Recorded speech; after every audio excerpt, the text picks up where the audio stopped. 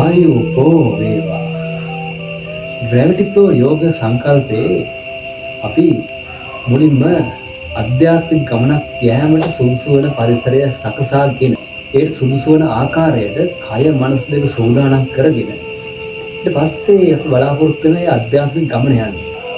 අපි වැඩි හරියක් භාවනාවට සිත දියුණු කිරීමට අවසාන භාගයේ යොදා ගන්නවා වගේම අපි දර්ශනය තුළින් සිතින් මිදීමටත් උත්සාහ කරනවා. එම ගමන යෑම සඳහා දර්ශනය උපදවා ගන්න මූලිකම අනිතාරම දැනීම සඳහා මේ සරල දාර්ශනික කොටස් ටික මුලින් අවබෝධ කරගෙන ඉන්න ඕන.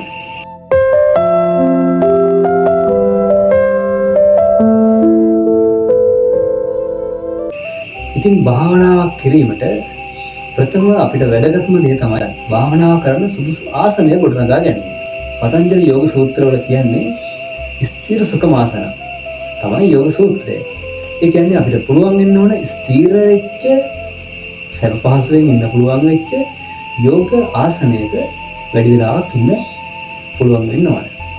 අපහසුයක් නොදැනෙන්න. ඉතින් ඒ සඳහා සුදුසු යෝග ආසන කිහිපයක්ම තිබෙනවා.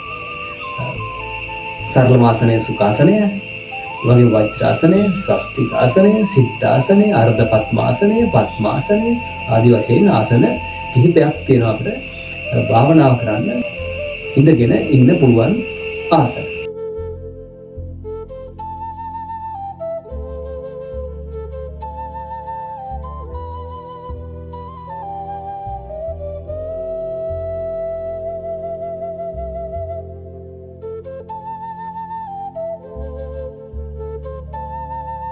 ඉතින් මේ ඔබ දැකපු ආසනවල ස්ථිරව සුඛමව ඉන්න පුළුවන් වෙනවා. ඒ කියන්නේ ඔබට දැනෙන්න බෑ ඔබ මේ ආසනයක ඉන්නවා, ඒ ආසනයේ වේදනාවක් දැනෙනවා. ඒ කිසි දෙයක් දැනෙන්න බෑ. ඔබ ආසනය පුහුණු කරගෙන සිටිනවා. ඊගාවට ඔබ ප්‍රාණායාම වලට යෑම සඳහා ප්‍රාණායාමත් කරලා අපේ මයින්ඩ් එකත්, අපේ මනසත් කාම් කරගෙන මනසත් සිතත් එක තැනක තැම්පත් කරන්න පුළුවන් විදිහට ඔබේ අවධානය හදාගෙන මේ දේවල් ටික හදාගත්තට පස්සේ ඒක පුළුවන් මේ දර්ශනය තුළින් සිත ගැන අවබෝධයක් ලබාගෙන ඒ සිතෙන් මිදෙන්න, සිත වඩන්න වගේම සිතෙන් මිදෙන්නත් පුළුවන්. සිතෙන් මිදෙන්න නම් මෙන්න මේ කරුණු අපි පැහැදිලි කරගන්න ඕන වෙනවා. ඒ වගේම මේ භාවනා ආසන කිහිපය තුළ සිටිද්දී ඒ ආසන හරිම විද්‍යාත්මකයි. ඒ ආසනවල ඉදී විවිධ ශක්තියින් හරහා ඔබට භාවනාව කර ගැනීමට පහසුවක් ඇති වෙනවා. වගේම විවිධ ශක්තියින් ඔබේ ශරීරයේ මනස තුළ ගොඩනැගෙන්න පටන් ගන්නවා. එතකොට සිත වැඩිම, සිත දියුණු කිරීම සහ සිතින් මිදීම කියන්නේ දෙකක්. එතකොට සිතින් මිදීම ඔබ සියලු පරම දුක්ඛ දෝමනස්යන්ගෙන් මිදී යෑමක් බවට පත් වෙනවා. සිත වැඩිම මෙන්ම සිතින් මිදීමේ දාර්ශනික ගමන එළිපෙහෙළි කරගන්න එක තමයි මේ channel එකෙන් අපි මේ දාර්ශනික කොටස් වලින් අරමුණු කරගෙන තිබෙන්නේ. ඉතින් ಭಾರತය තුල මේ දර්ශනයන් බිහි වෙද්දී මූලිකවම මේ දර්ශනයන් බිහි වෙන්න හේතුවක් උනේ දුක. දුකින් මිදීමේ මාර්ගයක් සොයාගෙන තමයි බොහෝ දාර්ශනිකයන් මේ සත්‍ය එළිපෙහෙළි කරගන්න ප්‍රයත්න දරුවේ. ඉතින් මම මෙතෙන් සිට කතා කරන හැම වචනයක්ම හොඳින් සිහිය පිහිටුවාගෙන, හොඳින් ධාරණය කරගෙන, හොඳින් සාවධානව අහගෙන ඔබේ ප්‍රඥාව දියුණු කරගන්න උත්සාහ කරන්න. මම උපරිම උත්සාහ කරනවා ඉතා සරල වචන පාවිච්චි කරලා මේ දාර්ශනික කතාව ඔබට පැහැදිලි කරලා දෙන්න. ඉතින් මේ කරුණු ටික සාකච්ඡා වෙද්දී ඔබගේ මෝහ අඳුරු පට කැඩී බිඳී ගොස් පහනක් දැල්වාසේ ප්‍රඥාව නැවති ආලෝකය පහළ වේවා කියලා ප්‍රාර්ථනා කරනවා. ඉතින් මම කලින් කියපු දුකින් මිදෙන්න නම් මූලිකවම ඔබගේ තිබෙන ආයතන 6 හඳුනා ගන්න ඕන. ඒ ආයතන 6 තමයි චක්කු, සෝත, ගාන, ජීවහා, කාය, මන කියන ආයතන 6. මේ ආයතන හයෙන් මන ආයතනය හා ඊතුරු ආයතන පහ වෙන් කර ගැනීම තමයි ඉතාමත් වැදගත් වෙන්නේ. ඉතින් මේ ආයතන හය මම නම් කරපු වචන පැහැදිලි නැත්නම් ඔබ ඉතා සරලව ඇස කන නාසය දිව ශරීරය මනස කියලා ගත්ත ප්‍රශ්නයක් නෑ. හැබැයි මේ ඇස ඔබ සිතන මේ මස් වලින් හැදුණු ඇස, මේ කන ඔබ සිතන මස් වලින් හැදුණු කන, මේ ශරීරයේ ඉතුරු කොටස්, ඒ දේවල් ඒ මස් වලින් හැදුණු මේ ඉන්ද්‍රියන් වලට පනව ගන්න එපා. මේ ආයතන ගොඩනගෙන්නේ හේතු තුනක් මූලික කරගෙන. උදාහරණයක් විදිහට ගත්තොත් ඇස ගොඩනැගෙන්නේ බාහිර රූපයත්, ඇසේ ස්පර්ශ ආයතනයත්, චක්කු විඥානයත් කියන කොටස් තුන හේතු කරගෙන.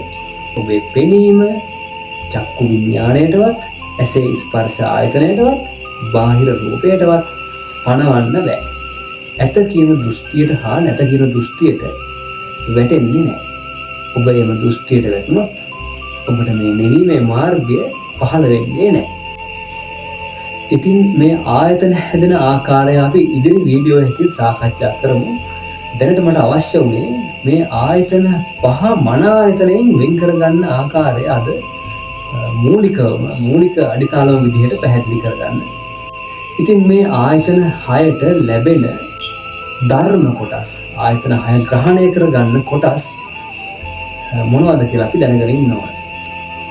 රූප, ශබ්ද, රස, ගන්ධ, ස්පර්ශ, ධර්ම කියන කොටස් 6 තමයි සරල භාෂාවෙන් කිව්වොත් ඇස, කන, නාසය, දිව, ශරීරය, මන කියන ආයතන 6ට ගෝචර වෙන්නේ. ඉතින් මේ ආයතන 6ට ලැබෙන මේ ධර්මතා නිසා ඇතිවන ස්පර්ශය නිසා ඇතිවන වේදනාව හේතු කොටගෙන ඒ වේදනාවට ඇලීමක් හෝ ගැටීමක් නිසා ඔබ උපාදානය වෙනවා. ඒ වේදනාවත් සමග ඒ උපාදානය වීමෙන් තමයි ඔබේ භව ගමන ඉදිරියට ගොඩනැගීම සිදු වෙන්නේ. ඉතින් ඒ උපාදානය නිසා ඔබ තෘෂ්ණාවෙන් බැඳෙනවා, ද්වේෂයෙන් ගැටෙනවා. ඉතින් මේ ආයතන පහ මන ආයතනයෙන් ගලව ගත්තට පස්සේ ඔබ ස්ථීරවම ඇලෙන්නෙත් ගැටෙන්නෙත් නැති, උපාදානය වෙන්නේ නැති මේ භව ගමන ඔබගේ නතර වීම සිද්ධ වෙනවා. ඇත්තටම මේ ආයතන වලට, ඉන්ද්‍රියන් වලට ලැබෙන්නේ ස්පර්ශය පමණයි. ඊට අදාළව මේ ඇතුලේ සිදුවෙන සංස්කරණය සංකාර හේතු කරගෙන තමයි ඔබට ලෝකයක් මුණ ගැහෙන්නේ. ඔබ ලෝකයක් සිතින්ම හදා ගන්නවා. ඒ සිතින් හදාගත්තු ලෝකයටයි ඔබ බැඳෙන්නේ. එහෙම නැතුව ඔබට මේ ලැබෙන මේ ආයතන වලට, මේ ඉන්ද්‍රියන් වලට ලැබෙන ස්පර්ශයට ඔබට කවදාවත් බැඳෙන්න බෑ. ඔබ බැඳෙන්නේ ඔබගේම සිතුවිල්ලකට. ඉතින් මේ ලෝකය ඔබට හමුවන්නේ මේ ආයතන පහ මන ආයතනයක් සමග ගැට ගැහුණොත් පමණයි. ඔබේ මේ බාහිර ඉන්ද්‍රියන් කිසිවකට කිසිම දෙයකට ඇලෙන්නවත් ගැටෙන්නවත් හැඟීම් දැනීමවත් නැහැ. මේ ඉන්ද්‍රියන් සියල්ල මරුණු කිසිම හැඟීමක් දැනීමක් නැති, බැඳෙන්න බැරි ස්පර්ශ ආයතන පමණයි. රාගයක් හෝ ද්වේෂයක් හෝ කිසිවක් නැහැ. අපට ගැටේ ලියා ගන්න තිබෙන්නේ මේ මන ආයතනයත් සමග. මම කියවනේ මන ආයතනයෙන් තමයි මේ දේවල් ටික සංස්කරණය කළ සංකාර ලෝකයක් තනාගන්නේ කියලා. ඉතින් මේ බාහිර අපට ලැබෙන ධර්මතා, ඒ කියන්නේ රූප, ශබ්ද, ගන්ධ, රස, ස්පර්ශ මේ ධර්මතා, ඒ ධර්මතා වලට අපට බැඳෙන්නත් බෑ.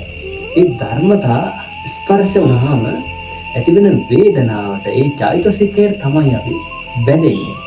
එහෙම නැතුව මේ බාහිර තියෙන කිසිම දෙයකට අපට බැඳෙන්නවත්, ඇලෙන්නවත්, ගැටෙන්නවත් හැකියාවක් නැහැ. අපි බැඳෙන්නෙත්, ගැටෙන්නෙත් අපේ මනසින්ම සංස්කරණය කරපු, අපේ මන ආයතනයෙන්ම නිර්මාණය කරපු සිතුවිලි වලට. ඉතින් මේ ආයතන හයත් අප වෙන වෙනම දකින්න ඕන. මේ ආයතන හයේ කෘත්‍යයන් 6 වෙනස්. ඒ කියන්නේ මේ ආයතන 6ට ගෝචර වන ධර්මතා ටික 6ක්. ඇසට රූප, කනට ශබ්ද වගේ. එතකොට අපට කවදාවත් රූපයක් අහන්න බෑනේ. අපිට කවදාවත් ශබ්දයක් අල්ලන්න බෑනේ. ස්පර්ශ කරන්න පුළුවන් දෙයක් පේන්නේ නෑනේ. ආග්‍රහණය කරන්න පුළුවන් දෙයක් කන් වලට ඇහෙන්නේ නෑනේ. ඒ වගේ මේ ආයතන 6ට ලැබෙන ධර්මතා 6ක්මයි. ඒවා කවමදාවත් ගැට ගහන්න බෑ. මේ ධර්මතා 6ක්. නමුත් අපේ මනසින් මේ ධර්මතා 6 අපි ගැට ගහ ගන්නවා. රූපයක් දැක්කම ඒ රූපය අල්ලන්න පුළුවන් කියලා ගැට ගහ ගන්න අපේ මනසින්. හැබැයි රූපය අල්ලන්න බෑ. අතට අහුවෙන්නේ ඝන ස්වභාවය. යම් කිසි වස්තුවකින් හඬක් නැගෙනවා නම් අපි තීරණය කරනවා අර මට දෘශ්‍යමාන වන වස්තුවෙන් තමයි මේ හඬ නැගෙන්නේ කියලා. නමුත් ඒ දෘශ්‍යමාන වෙන රූපයට කවදාවත් ශබ්දයක් වෙන්න බෑ. ඒ දෘශ්‍යමාන රූපය එකක්, ශබ්දය අනෙකක්. මේ ආයතන වලට ලැබෙන ධර්මතා එකින් එක වෙන වූ ධර්මතා 6ක්.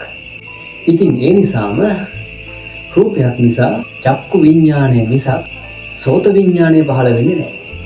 ශබ්දයක් නිසා සෝත විඥානය මිසක් කාය විඥානය පහළ වෙන්නේ නැහැ. මේ ආයතන වෙන්වෙන්ව පවතින දේවල්. ඉතින් මේ ආයතන පහ මන ආයතනයත් හා ගැටගැහුමට පස්සේ ලෝකයක් හමු වෙලා අපි ලෝකයට ප්‍රශ්නා කරනවානේ.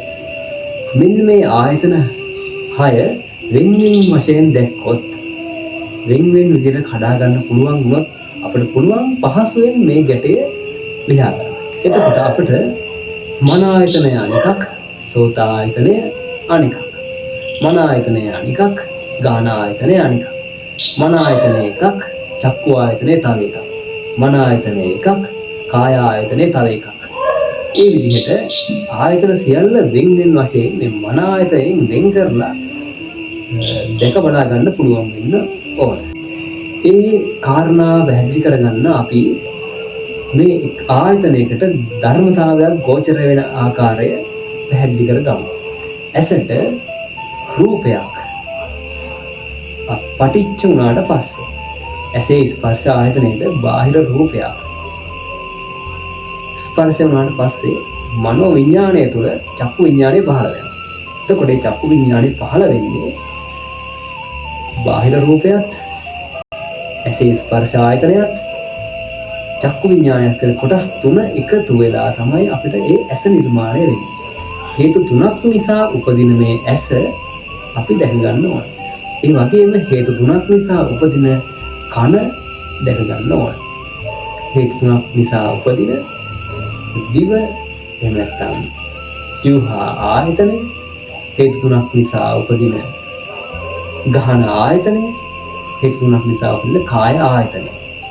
මේවා හේතු තුනක් නිසා උපදින ආයතන බව අපි දැන ගන්න ඕන. බාහිර රූපයත් ඇසේ ස්පර්ශ ආයතනයක් අනිකක්. ඒ හරහා ඇතිවන චක්කු විඥාණය අනිකක් බව වෙන් කරලා හඳුනා ගන්න ඕන. එතකොට අපිට පුළුවන් මන ආයතනයෙන් අනිකුත් ආයතන ටික වෙන් කරලා හඳුනා ගන්න. උදාහරණයක් විදිහට අපිට සිහිය නැති වුණොත්, එහෙම නැත්නම් අපි නිර්වින්දනය කරොත්, අපේ මන ආයතන නිර්වින්දනය වුණාට පස්සේ අපේ මේ අනිකුත් ආයතන ටික වැඩක් නැති වෙලා යනවා. මේ ඇස කියන ඉන්ද්‍රිය පවතිනවා. නමුත් මේ ස්පර්ශ ආයතනයේ රූපයක් ස්පර්ශ වෙලා විඥානයක් හටගන්න තැනට ගමන් කරන්නේ නැතුව යනවා. සිහිය නැති වුණාට පස්සේ නිර්වින්දනය කරාම මන ආයතනය චක්කු ආයතනයෙන් වෙන් වුණා නම් මන ආයතනයයි චක්කු ආයතනය අතර සම්බන්ධයක් නැහැ කියලා ඔබට දැන් වැටහෙනවා. ඒකයි නිර්වින්දනය කිරීමෙන් මන ආයතනයයි චක්කු ආයතනයයි වෙන් කරන්න පුළුවන් වෙන්නේ. මේ දෙක අතර සම්බන්ධයක් තිබුණා නම් මේ දෙක කවදාවත් වෙන් කරන්න බෑ. නමුත් චක්කු ආයතනය එකක්, මන ආයතනය තව එකක් නිසා මන ආයතනය නිර්වින්දනය කරලා චක්කු ආයතනයෙන් එන ධර්මතා සංස්කරණය කරගෙන විඥාන හටගන්න තැනට මන ආයතනයට පත් වෙන්න බැරි වුණා. ඉතින් මේ චක්කු ආයතනයට සිද්ධ වෙච්ච දේම අනිකුත් ආයතන හතරටත් නිර්වින්දනය වුණාට පස්සේ සිද්ධ වෙනවා. ඉතින් මේ සිහිය ඇති වුණාට පස්සේ ශරීරය තුල අනිකුත් ඉන්ද්‍රියන් පහම තියෙනවනේ. ඒ තිබුණට මන ආයතනත් එක්ක සම්බන්ධ නැති නිසා චක්කු චක්කු විඤ්ඤාණ, සෝත විඤ්ඤාණ, ගාන විඤ්ඤාණ, જીවහා විඤ්ඤාණ, කාය විඤ්ඤාණ හටගන්නේ නැහැ. එහෙම හටගන්නේ මන ආයතනේ තිබුණා නම් පමණයි. එහෙමනම් මේ මන ආයතනේ නැති ශරීරයේ ඉන්ද්‍රියන් ටික කවදාවත් කාටවත් තණ්හා කරන්නේ නැහැ. ඉන්ද්‍රියන් ටික කවදාවත් ද්වේෂ කරන්නේ නැහැ. ඇලෙන්නේ නැහැ. ගැටෙන්නේ නැහැ. ඒ ඉන්ද්‍රියන් ටික දුකින් මිදලා තින්නේ. ඒ ඉන්ද්‍රියන් ටිකට භවයක් නැහැ. මන ආයතනයත් සමග මේ අනිකුත් ආයතන ගැට ගැහුනම තමයි අපේ මේ භව ගමන සකස් වෙන්නේ. ඉතින් මේ නිර්වින්දනය කළාම අප නොදැනුවත්වම සිදුවන ඒ ක්‍රියාවලිය. අපේ මන ආයතනයේ අනිකුත් ආයතන වලින් වෙන්වන්නේ නිර්වින්දනය කළාම අපි නොදැනුවත්වනේ. අපි මේක සිතින් අවබෝධ කරගෙන අපිට වෙන් කරගන්න පුළුවන් නම් මේ ගමනේ අපිට මූලික අඩිතාලම යොදා ගන්න පුළුවන් වෙනවා. ඉතින් මේ හේතු තුනක් නිසා හටගන්න ආයතන ගැන අපි තවත් දවසක විග්‍රහ කරගමු. දැනට මේ මන ආයතනය සහ අනිකුත් ආයතන වෙන් වශයෙන් පවතින ධර්මතා කියලා ඔබට අවබෝධ වුණා නම් මේ වීඩියෝ එකෙන් ඒ හොඳටම ප්‍රමාණවත් මේ ගමනේ මූලික අඩිතාලම දමා ගන්න. ඉතින් එහෙනම් අපි මෙවැනිම දාර්ශනික වීඩියෝ එකකින් නැවතත් හම්බෙමු. බැලුකේ ෆ්ලෝ යෝග නාලිකාව තුලින්.